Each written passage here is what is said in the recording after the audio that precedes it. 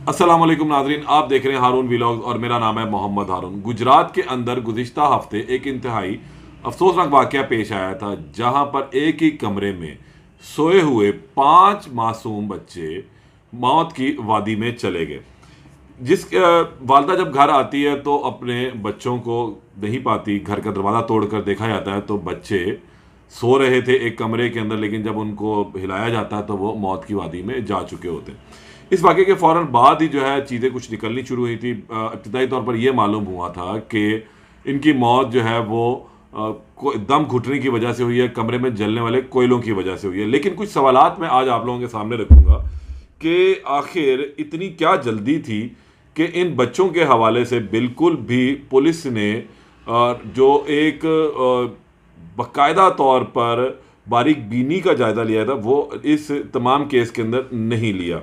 कुछ चीज़ें इसके अंदर बहुत ही मुश्तबा पाई जा रही हैं, जिसकी वजह से इस केस में मैंने थोड़ी सी स्टडी की, आज कुछ अपने ज़राए से रब्ता किया और तमाम डिटेल्स हासिल की, तो बहुत ही होशरुबा किस्म के इंकशाफात जो है सामने आए। फिर इसके सवालात जो मेरे जहन में थे वो भी मैंने उनसे किए और आज मैं आपके सामने भी ये सवालात रख रहा हूँ। मरने वाली जो लाइबा है उसकी उम्र 13 साल है और जो मनान है उसकी उम्र 6 साल है। ये लाइबा, हाशिम, हातिम और मनान चारों सगे बहन भाई हैं और सलीम जो इनका एक खालाजाद भाई था। इन चारों बच्चों का जो वालिद है वो मलेशिया के अंदर रिहाइश पजीर है और 60-70 हज़ार रुपये के ऊपर तनख्वाह पर काम करता है, लेकिन वो अब इस जनाजे के अंदर शामिल नहीं हो सका था। अब बदकिस्मत है कि अपने बच्चों का आखिरी दीदार वो नहीं कर सका, लेकिन बहुत सी मजबूरियाँ जो है वो इंसान के आड़े आ जाती हैं, जिसकी वजह से उसको अपने प्यारों को जो है खोने के साथ साथ उनकी यादों को भी जो है वो बिल्कुल ही ज़ाया कर देता है। क्योंकि ये एक ऐसी चीज़ थी, अगर जिनके लिए वो दियारे गैर काट रहा था उन्हीं के आखिरी जनाजे में वो शामिल नहीं हो सका। बहरहाल कुछ चीज़ें बड़ी अहम हैं कि किस तरह मुमकिन है कि जो किलो 2 किलो जलने वाले कोयले हैं वो इन बच्चों को मार डालें। उस कमरे में इतनी कितनी गैस भर गई थी कि जिससे सांस लेना बिल्कुल बहाल हो गया और फिर ये जो है मौत की वादी में चले गए। बड़ी अहम सवालात हैं ये कि जिस वक्त पुलिस ने उस कमरे में दरवाज़ा तोड़ा है, या वो जो मोहल्लेदारों ने दरवाज़ा तोड़ा, वो घर के अंदर दाखिल होते हैं तो देखते हैं कि वो बच्चे इस वक्त सो रहे हैं कमरे में। हैरानगी की बात यह है कि जो पहला सवाल ये बनता है कि 5 बच्चे दोपहर की औकात में किस तरह यकदम ही सो गए।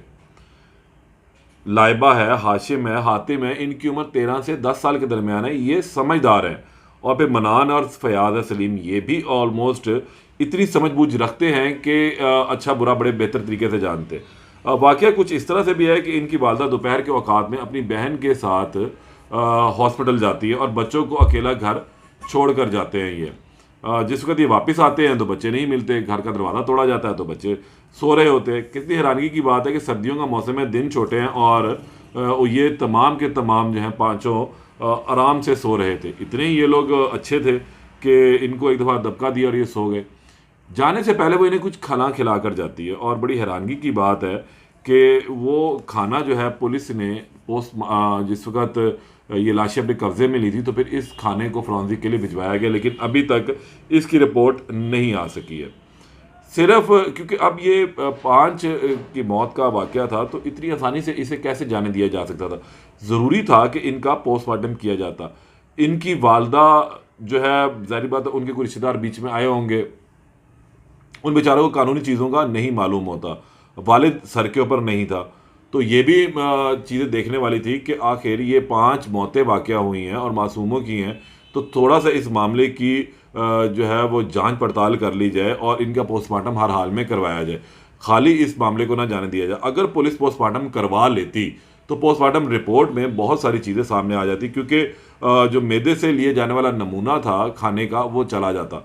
कभी इम्कान ये जाहिर किया जा रहा है कि खाने से पहले इन जो मासूमों को उस खाने में कुछ जहर पिलाकर दिया गया या कोई नशावर चीज़ दी गई जिसके बायस ये लोग फौरी तौर पर सो गए और फिर शायद ये हो सकता है कि सफोकेशन की वजह से सांस नहीं आया और फिर दम घुटने से इनकी मौत वाक़या हुई है। लेकिन अगर फिर वही बात कि पोस्टमार्टम किया गया होता तो फिर फेफड़ों का जिस तरह नमूने का तजिया होना था उस पर बात सामने आ जानी थी कि इनकी मौत दम घुटने की वजह से हुई है या किसी जहर खुरानी की वजह से हुई है। लेकिन पुलिस ने जो है यहाँ पे बहुत बड़ी नेग्लिजेंसी का सबूत दिया और इनका पोस्टमार्टम नहीं करने दिया, नहीं करवाया और इन्हें दफनाने की इजाज़त दे दी। फिर दफनाने की इजाज़त किसके हुक्म से दी गई है, उसको भी अब जो है शाम में तफ्तीश किया जाना चाहिए कि भाई अगर एसपी की इजाज़त से भी दी गई है तो एसपी ने इस मामले की जो संगीनी है उसको क्यों नहीं जांचा कि भाई ये 5 का मामला है और 5 मौतें यहाँ हुई हैं और वो भी मासूमों की हैं, कम उम्र हैं, तो इसको थोड़ा सा प्रोब कर लेना चाहिए। सिर्फ जो वालदा है, जो एक कम पढ़ी लिखी खातून है, उसके बयान की रोशनी में चीज़ें दे दी जाए। और फिर दूसरे अगर वालदा पर शक की बात करते हैं तो वालदा पर शक क्यों किया जाए, जिसके 4 हंसते खेलते बहुत ही प्यारे मासूम ये बच्चे हैं, तो वो अपनी औलाद को जहर क्यों देगी। और किराए के मकान में ये लोग रहते हैं, वालिद बाहर कमाने के लिए गया हुआ और इतने पैसे इनको भेजता है कि इनका गुजर बसर बड़े अच्छे अंदाज में होता है, क्योंकि जो मोहल्लेदार हैं या रिश्तेदार हैं उन्होंने कभी ये नहीं कहा कि इनकी कोई लड़ाई झगड़ा होता रहा बच्चों को लेकर या किसी भी मामले में। तो किसी भी तरीके से ऐसा कोई शायबा वालदा की तरफ जाता नज़र नहीं आता।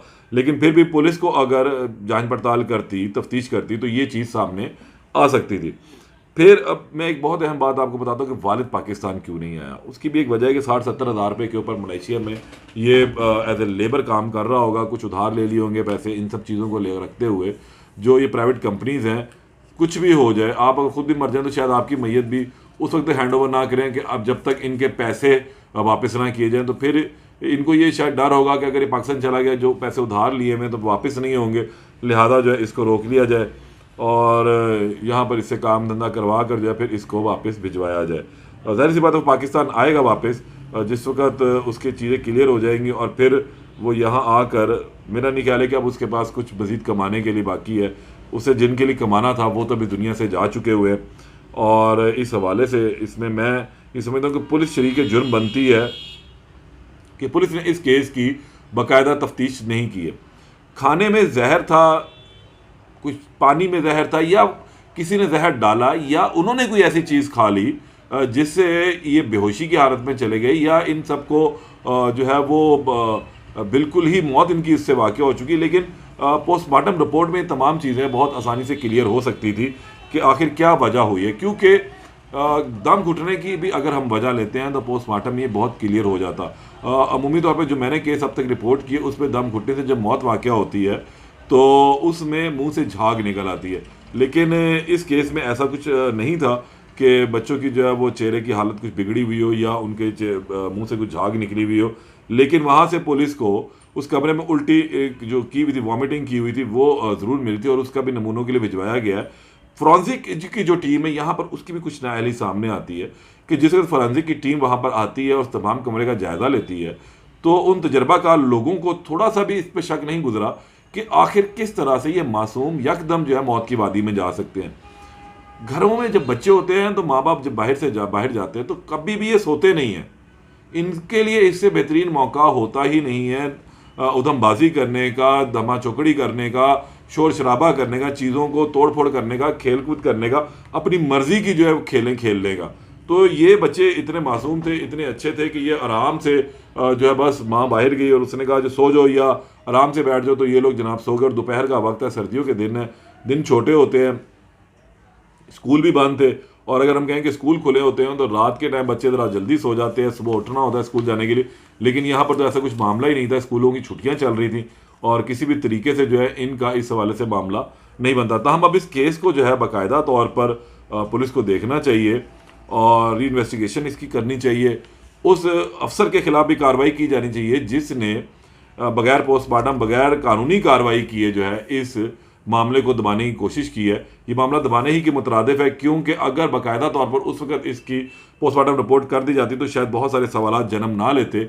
और अगर किसी ने इनको जहर दिया, इनसे कोई ग्रज निकाली है, तो उस शख्स का भी मालूम पड़ सकता था कि कौन आया कौन गया। कोई मोहल्लेदार था, वो कहीं से कोई चीज़ लेकर आए थे, उन्होंने बाहर से कोई चीज़ मंगवा के खाई थी, बहुत सारी चीज़ें जो है वो क्लियर हो जाती। तो हम इस केस के ऊपर नज़र रखेंगे और इस हवाले से जैसे ही खाने की जो नमूने की रिपोर्ट आती है वो भी मैं आपसे शेयर करूँगा। और मुमकिन तौर पर अगर उस नमूने की रिपोर्ट में कुछ चीज़ निकल आई तो फिर पुलिस ज़ाहिरी सी बात है जुडिशल मजिस्ट्रेट से इजाज़त लेकर इनकी कब्र कुशाई करवाएगी और फिर इनका पोस्टमार्टम भी मुमकिन हो सकता है। या अभी भी अगर इनके वालिदैन इजाज़त दें तो इनका पोस्टमार्टम करने के लिए जो जुडिशल मजिस्ट्रेट से इजाज़त ली जा सकती है और फिर इनका पोस्टमार्टम भी दोबारा हो सकता है कब्र कुशाई के बाद। बहरहाल अब ये आने वाले दिनों में मज़ीद चीज़ें क्लियर होंगी। ये कुछ सवालात थे जो आपके सामने रख रहे थे कि इनकी मौत ऐसे ही वाक़या नहीं हुई है। ये बहुत ही अहम चीज़ है। जहर खुरानी या और दूसरी तीसरी चीज़ें जो तमाम फ़िलहाल इस हवाले से चल रही हैं कि इसमें कुछ शक हो सकता है, वो अब नमूनों की रिपोर्ट के ऊपर मुनहसर है। जैसे वो आती है वो आपसे शेयर करूँगा। तब तक के लिए इजाज़त दें। अल्लाह निगहबान।